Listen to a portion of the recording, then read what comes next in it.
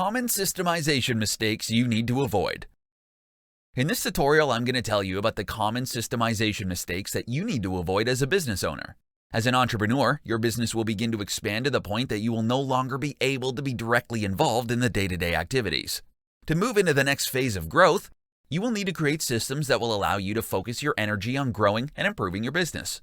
However, there are many mistakes that you can make when first introducing business systemization. Not doing research yourself.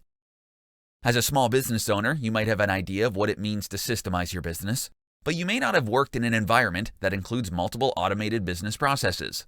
It is essential that you don't just hand over the process to a management consultant. You need to understand how the process works. You need to understand what your business needs to be successful and generate more profits. Not planning.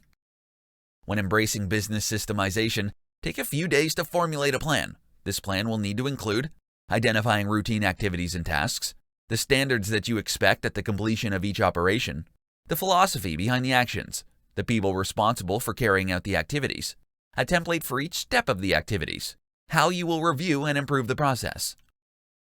Doing too much at once.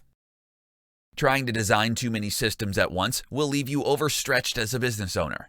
The first thing that you want to work on is creating policies for the processes that happen most frequently. Don't waste your time right now focusing on procedures for activities that only occur a few times a year. Focus your time and energy on daily activities that cause problems and frustration. Start with small activities so you can become confident in documenting and testing systems before moving on to more complex processes. Not communicating with your team. It is essential that you fully inform your team about the changes that are taking place with the business processes. Your team will be more supportive and more involved if they understand the benefits to the business and them personally for systemizing. These common pitfalls will quickly derail the progress you make in systemizing your business. Putting stable systems in place will make your business run smoother and increase productivity among your staff so you can focus on continuing to grow your business.